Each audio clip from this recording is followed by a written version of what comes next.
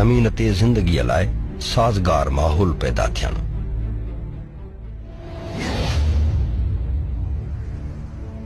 अॼु खां 2 अरब साल अॻु जॾहिं ऑक्सीजन समुंड खां ॿाहिरि आई त उन सिज जे किरणनि सां मिली हिकु नई गैस ओज़ोन ठाहिण शुरू करे ॾिनी। 2 अरब सालनि जे लाहन चाढ़नि हूंदे इन गैस जो तह हाणे एतिरो थुल्हो थी वियो जो उन सिज जे ख़तरनाक अल्ट्रावायलेट किरणनि खे ज़मीन खां ॿाहिरि ई झले वरितो।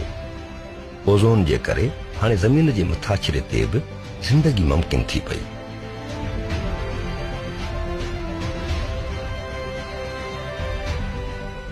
साढा 46 करोड़ साल अॻु सभ खां पहिरियां ज़मीन ते ॿूटा पैदा थियण शुरू थी विया।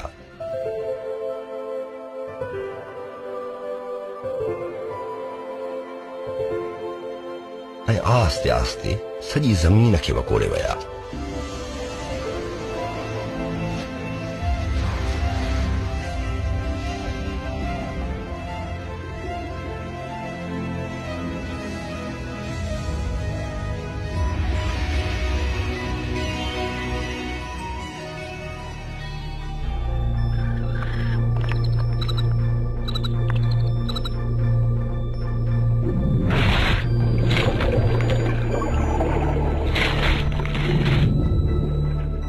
चोएतालीह करोड़ साल अॻु समुंड अंदर सख़्तु हॾीअ वारी मच्छी 2 ग्रुपनि में विरहाइजी वई।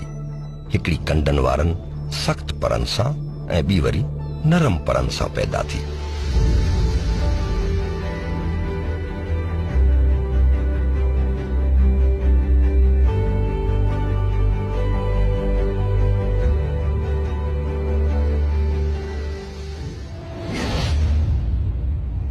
एकतालीह करोड़ 70 लख साल अॻु कुझु मच्छियुनि कलियुनि यानी गिल्स सां गॾोगॾु पंहिंजे अंदरि फिफड़ बि पैदा करणु शुरू कया, जंहिं करे हाणे हू पाणी ऐं खुश्की ॿिन्ही ते साह खणी ऐं रही पिए सघियूं।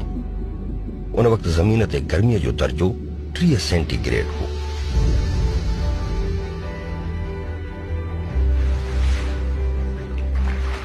अहिड़नि जानदारनि खे एम्फेबिया चवनि था। 39 करोड़ 70 लख साल अॻु चैन टंगुनि वारा जानवर यानी टेट्रापोड पैदा थिया। उहे पोइ आस्ते आस्ते खुश्कीअ ते बि निकिरंदा आया ऐं सॼी ज़मीन ते छांइजी विया।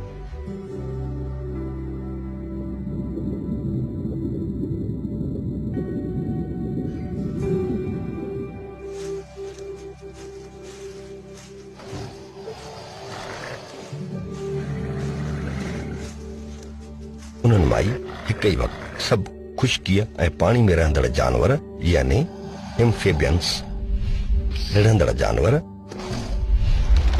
पखी ऐं थणनि वारा जानवर पैदा थिया।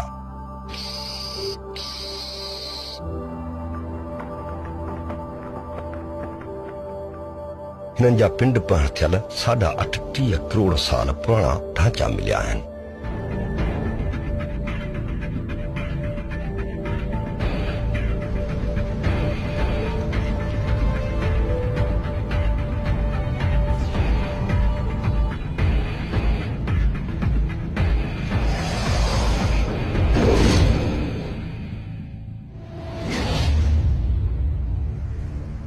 करोड़ साल अॻु काफ़ी जगहनि ते वण ऐं ॿूटा मरी विया।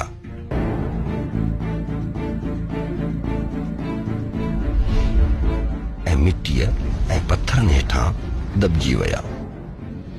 ज़मीन जी अंदरी गर्मी ऐं मथां पत्थरनि ऐं पहाड़नि जे दॿाउ सबबि करोड़े सालनि जे अरसे में उन्हनि कोयले जी शिकिल अख़्तियार करे वरिती।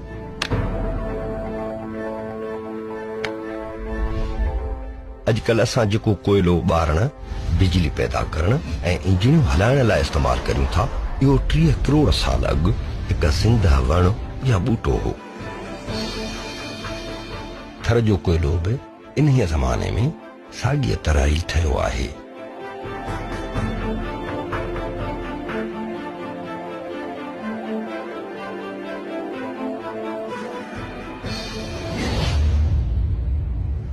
सतावीह करोड़ साल अॻु वरी ज़मीन ॻंढिजी वई ऐं ज़मीन जो आख़िरी अज़ीम खंड पंहिंजा ठही वञे थो।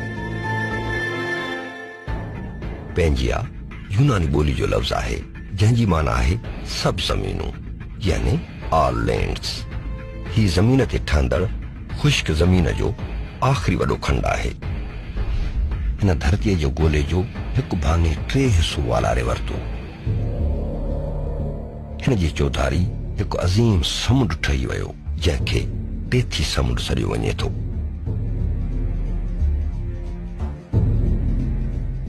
हिते असां सिर्फ़ 3 अज़ीम खंडनि जे ठहण जो ज़िक्र कयो आहे, पर हक़ीक़त में मुख़्तलिफ़ दौरनि में ठहंदड़ खंडनि जो अंग 6 आहे। पर आम तरह 3 अज़ीम खंडनि खे वधीक अहमियत ॾिनी वञे थी।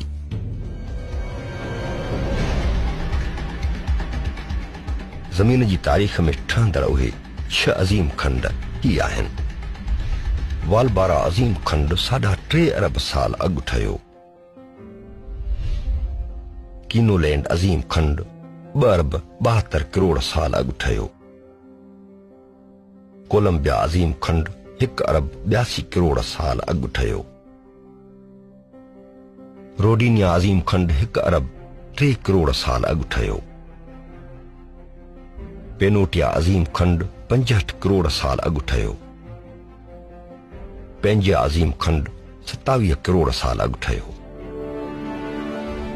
अहिड़ी तरह अज़ीम खंड ठहंदा ऐं रहंदा रहिया ऐं अॻिते वरी बि अज़ीम खंड ठहंदा ऐं पोइ टुटी बि वेंदा, छो त ज़मीन अंदरि हर वक़्तु लाओ कढ़ी रहियो आहे ऐं उन जे विचें तह जी गर्मीअ जो दर्जो 10,000 डिग्री फ़ारेनहाइट आहे, जेको सिज जे मथाछिरे खां बि वधीक गरम आहे। लावे करण करे टेक्टोनिक प्लेटूं हर वक़्तु हरकत में आहिनि ऐं हिक ॿिए खे धिकींदियूं या हिक ॿिए खां छिॼंदियूं रहनि थियूं, जंहिं करे ज़िलज़िला पींदा रहनि था।